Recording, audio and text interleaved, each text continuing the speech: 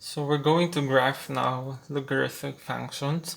So first we're going to use transformation to describe how the graph is related to logarithmic function y is equal to log of x to the base b. Sketch the graph, then identify the y-intercept, vertical asymptote, domain, and range.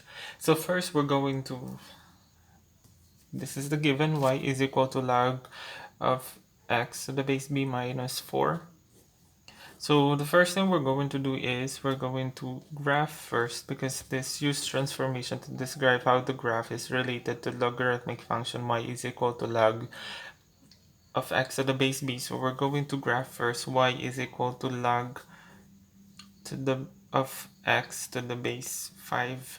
So we're going to use the table xy, because there's no negative logarithm of a negative number, so we're going to have 1/2.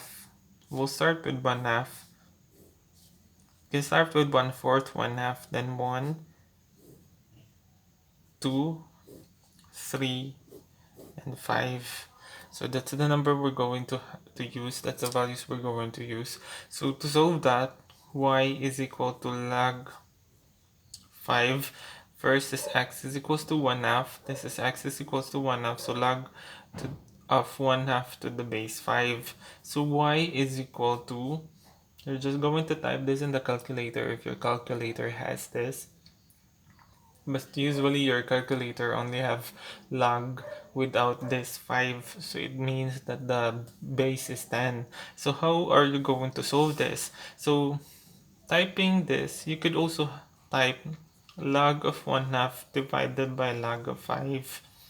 So to solve this, ang i-type mo lang is log of 1/2 divided by log of 5, which is equal to negative 0.43.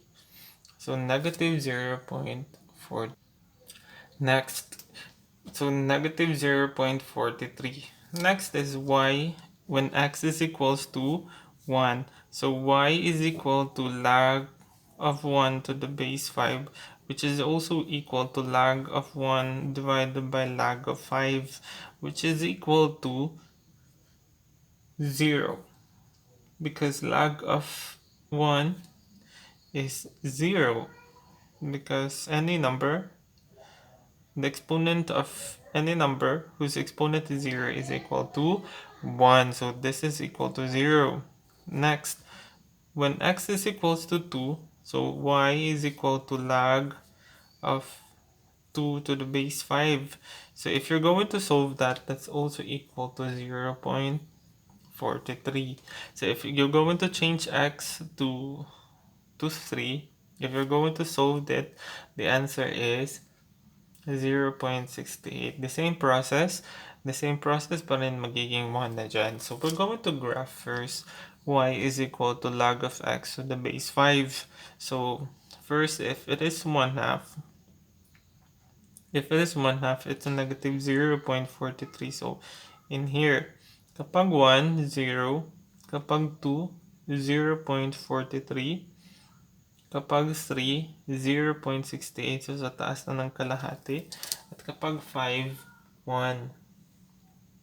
So if you're going to connect that, ganito ang mangyayari.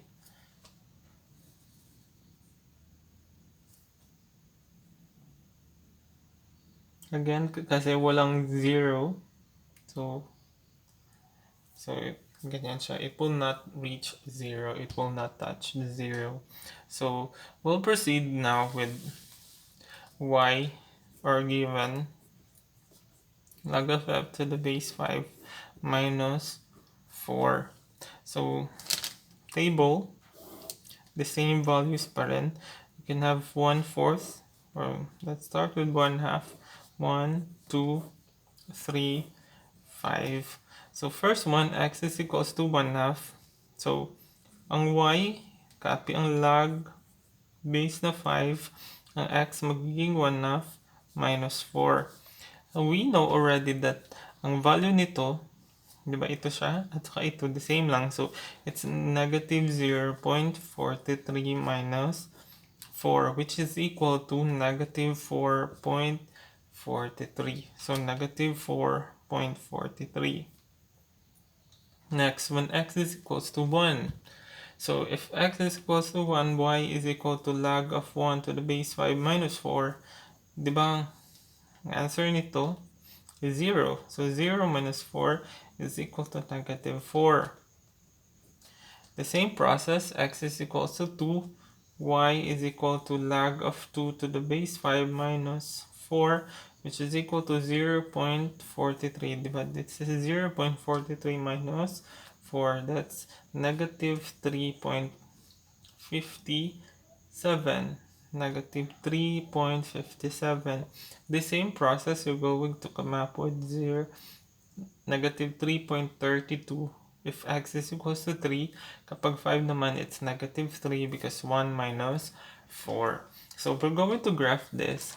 Kapag 1/2, 4.43. So negative 4.43.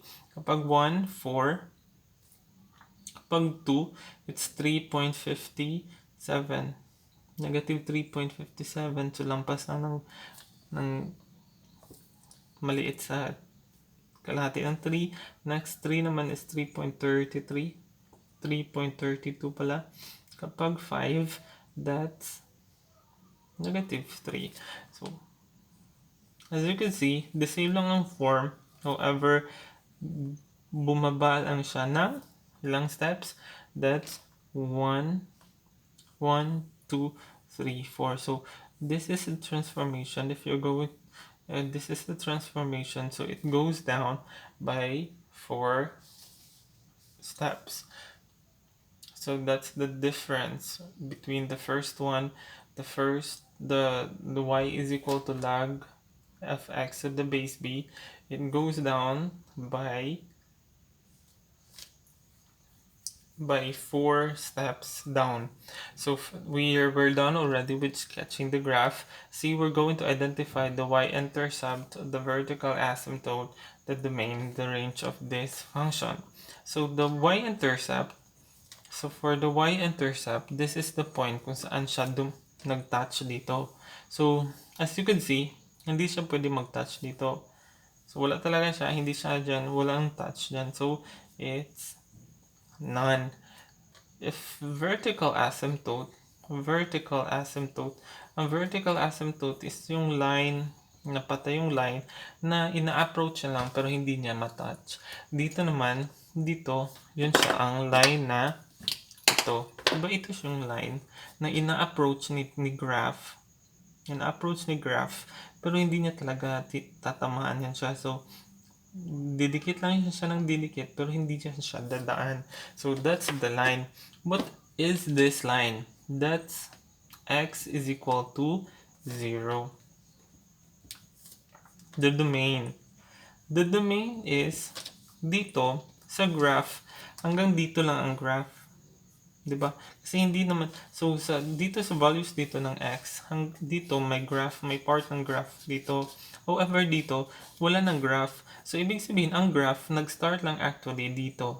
Mas malaki sa 0. So the domain is x such that x should be greater than 0. Hindi pwede mag-equal sa dyan kasi nga hindi yan siya magtatouch sa 0.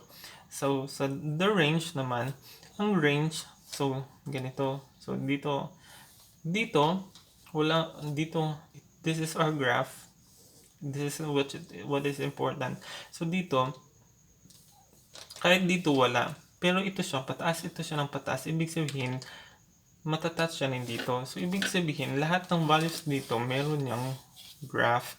Dito, kahit ano niyan, hindi yan siya lalampas dito. So, however, for this one, pataas yan siya ng pataas. So, the range is y such that y is an element of real numbers. Ibig sabihin lahat ng values niyan, or from negative infinity to positive infinity. Lahat ng values ng y may matatouch ang graph, may values ang x. So that's how are you going to graph logarithmic functions.